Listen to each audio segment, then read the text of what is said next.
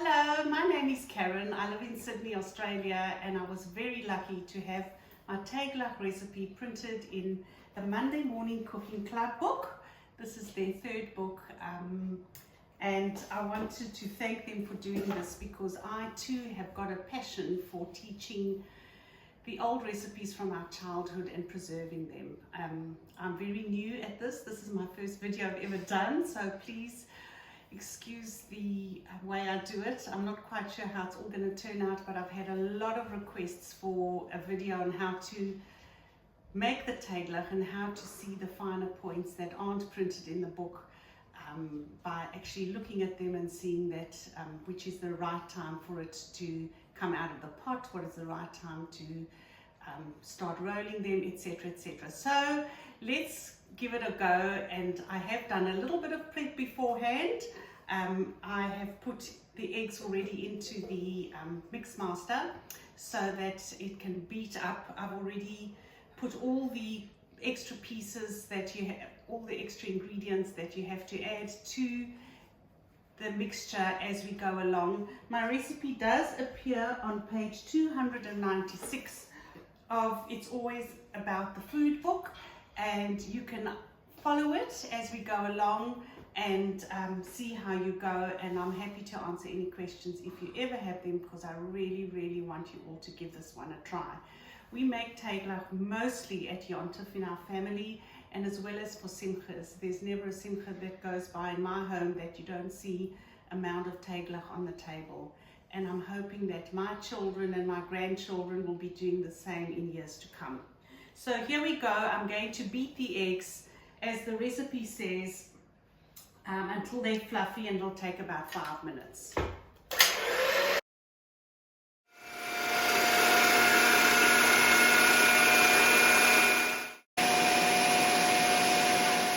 Minutes is up.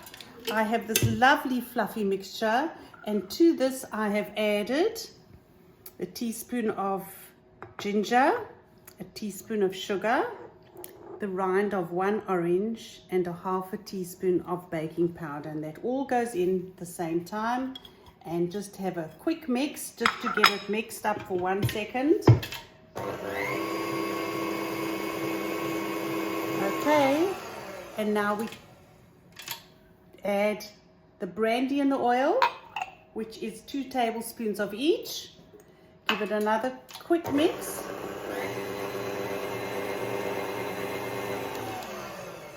And now we change the beater.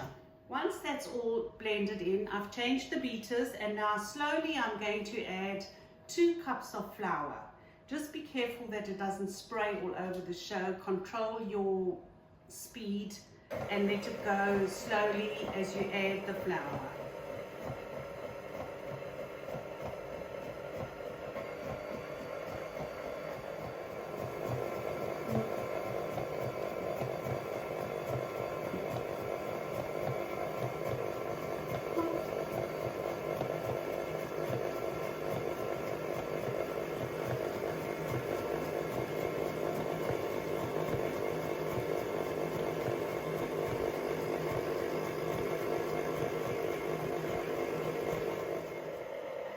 You will notice now that the mixture is got quite tacky, and the way to utilize the last cup of flour is to add it slowly until it forms like a ball, and you'll be able to take a piece of dough with your hands and roll it.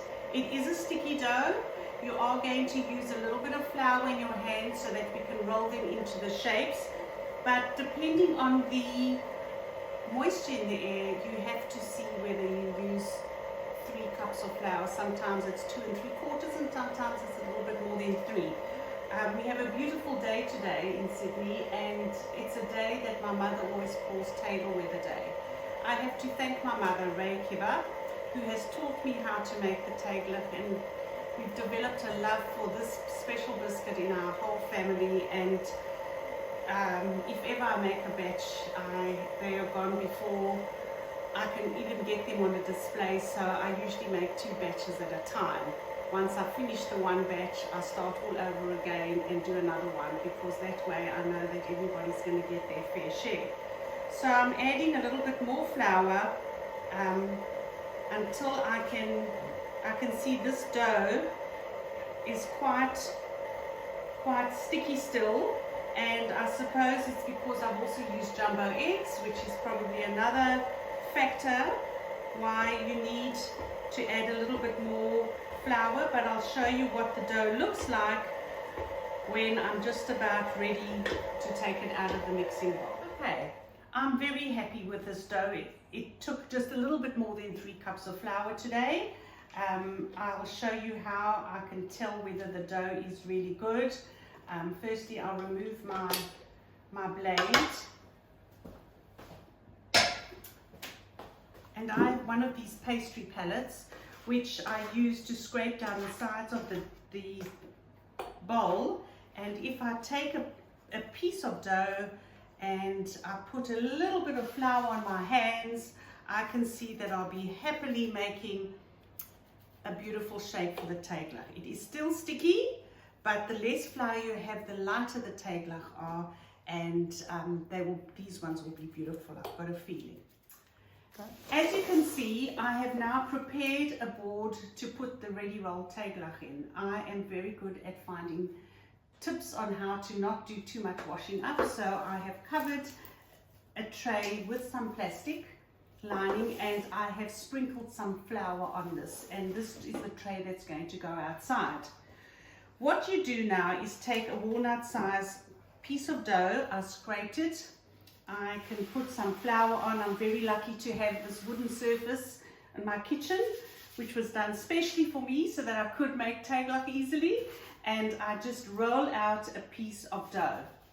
What I like to do is take the dough, once I've got it like this, fold it in half and then roll it again.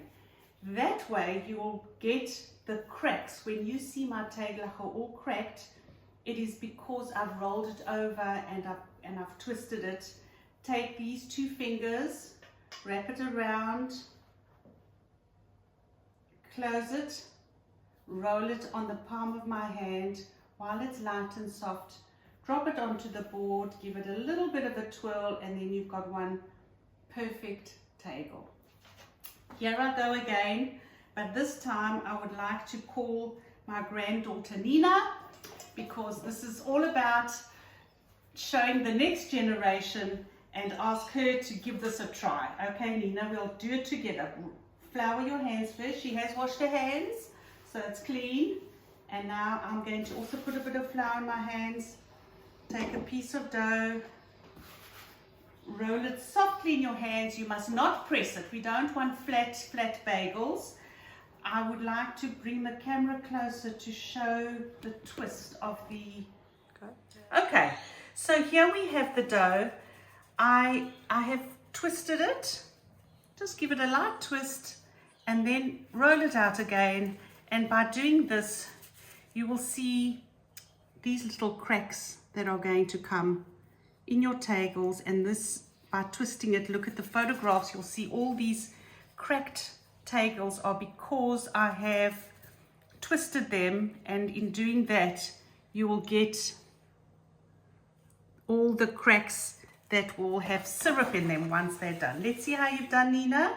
Oops, that is jolly good, but this will fall apart, so we just need to close it a little bit better, roll up so that we've got them all equal on all sides, and because we don't want them to split. And here we've got another beautiful Teiglach from Nina. The whole idea about rolling Teiglach is the opposite to rolling bread rolls when you do the challahs, because we're trying to get cracks in here rather than when you roll a challah, you don't want it to twist.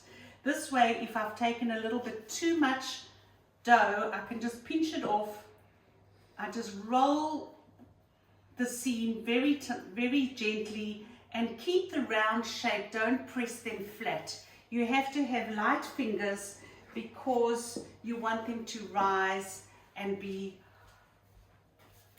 light. So here we go. I'll just keep going and do a whole tray and get them out while the sun's still shining. Okay, so whilst I'm rolling out my Teiglach, I've been I've made thousands of these. With the beginner, I'm showing you what you are probably also going to experience. The dough here is a little bit too sticky, so she'd have to add more. So it's very forgiving, the dough. I think there's not enough on there. I would like a little bit more.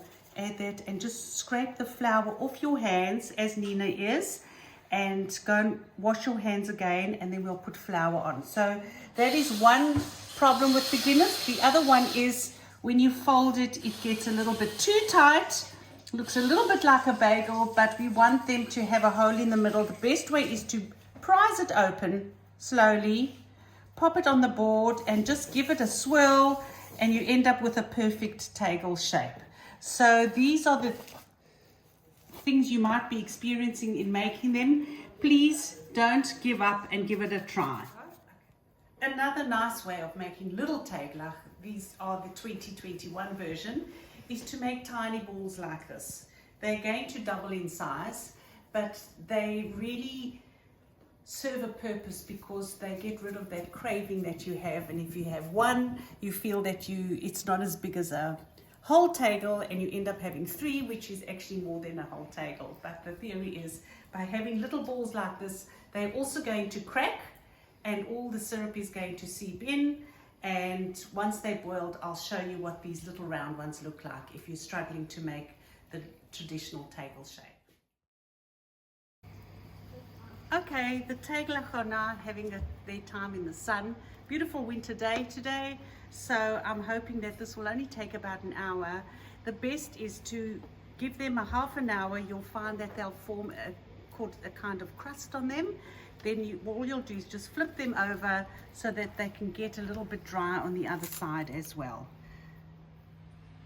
This is how you tell the Teiglachs are ready to be rolled over to the other side.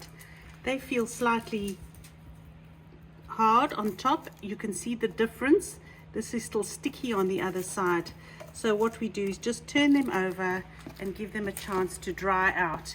If you are experiencing bad weather and you don't live in a sunny city like I do, you are able to put them in a warming drawer at a very, very low temperature, because you definitely don't want to cook them.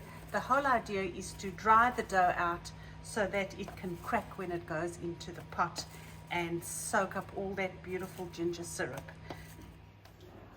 Right, we're nearly ready to boil the Teiglach. I want to just show you a couple of things beforehand, and these might not be in the book, but I can tell you it's another quick tip.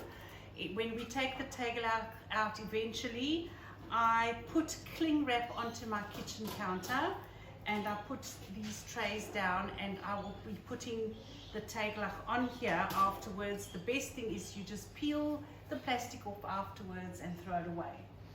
I recommend you use Lal Syrup. That's the syrup from England. It is the best syrup around. I don't actually have the tins to show you because I was gifted this a while ago, which I've never seen. Such a huge container of Lal Syrup. It's 7.25 kilos of syrup. It'll take me a while to use it all, but I definitely will. I use the syrup plus old syrup, which I will keep in a tin for next time. I save another kilo of the syrup when I'm finished with the Teiglach. I also have ready waiting for me a slotted spoon for when we start stirring the Teiglach. And I'm going to show you the pot now.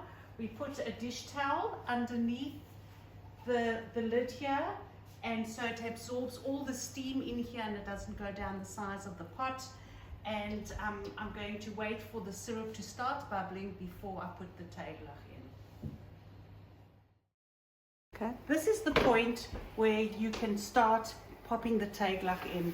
The syrup is boiling, and I'm going to pop the Teiglach in now gently so that they can all find a space in the pot.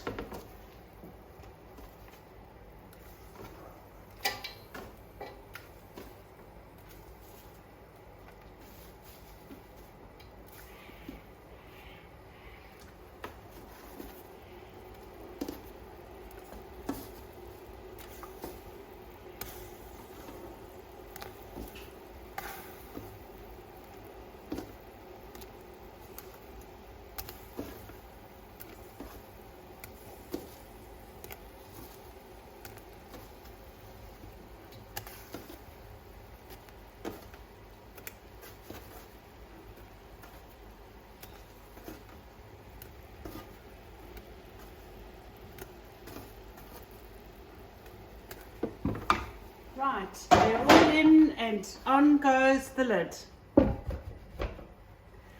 Wait now to see a steady stream of steam coming up the sides before you turn down the heat. There is none at the moment. I will show you when we see some, and then give the pot a little bit of a shake so that we make sure that all the teigels are coated in syrup. Here comes the steam. I don't know if it's visible in the camera. Here is the steam coming up. I'm going to turn down the heat and make sure that there's just a constant steam rising all the time in the pot. Don't lift the pot yet. Put the timer on for 20 minutes. 20 minutes is up. Time to stir the pot, and I'm going to reveal these beautiful Teiglach, which will be doubled in size. Here you go. Look at this. Look at this. Gently stir them round and round very quickly so that they're coated, and pop the lid back on again for another 15 minutes. And they're doing well. Okay, it's been 12 minutes actually since the last time I lifted the pot. I can see the steam coming out. I'll show you, they'll be a little bit darker this time. Here they go. Quickly give it a stir. This happens to be the little one that we rolled initially. Look how big it is. I've been stirring the pot every 10 minutes to watch the progress of the Teiglach, and they seem to be getting harder and darker. I feel that they've got probably another 5 minutes to go. So what I always do before that is add 2 teaspoons of ginger, and just because I have fresh ginger at home today, I'm going to throw these thinly sliced pieces which get all crystallized and stick to a couple of the teigels, and they are so delicious and chewy. So pop that in too. I will now show you how I will scatter the ginger over and give it a stir. Look how beautiful the Teiglach are looking. They seem to be getting harder. They're not, you cannot hear them hollow yet, so that's why I reckon they've got another 5 minutes to go.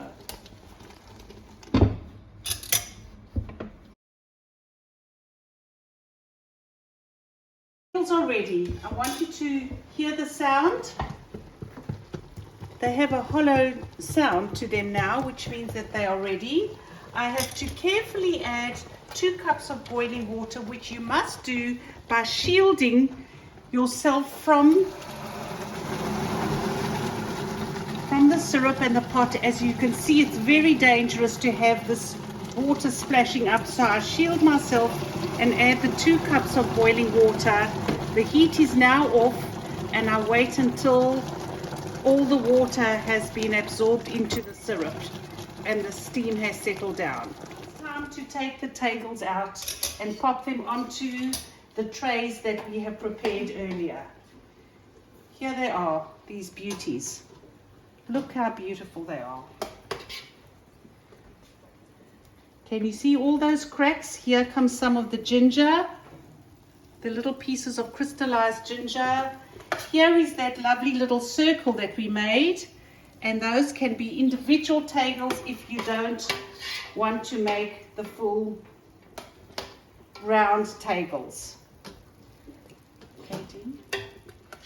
Lucky last, I found 2 pieces of broken Teiglach, which always get devoured by the family. Don't worry if those are broken up, they are delicious to eat. And I've also strained out the little pieces of ginger, which are crystallized and quite delicious. What you're left with now is this amount of syrup, which equates to probably, I would say about a kilo and a half of syrup. What you can do is, whilst the syrup is hot, place it in jars or the tins that you have used the syrup, reuse them and just fill the tins up. If you wait too long, the syrup will solidify and you won't be able to get it out. So it's best to take the syrup, pour it out back into the tins that you got them from, or into a heat resistant jar. Make sure that you have it on a towel so that it doesn't crack when you pour the syrup in. And a best way to clean the pot is, often I put a little bit of water in, some dishwashing liquid, and I boil that up, which releases all the sticky syrup from the side of the pot. And there you have it. My mom Ray Kibber's beautiful Teiglach that she taught me to. Please make them and always think of them at Yontif and let me know if you succeeded. Thank you for watching. Bye.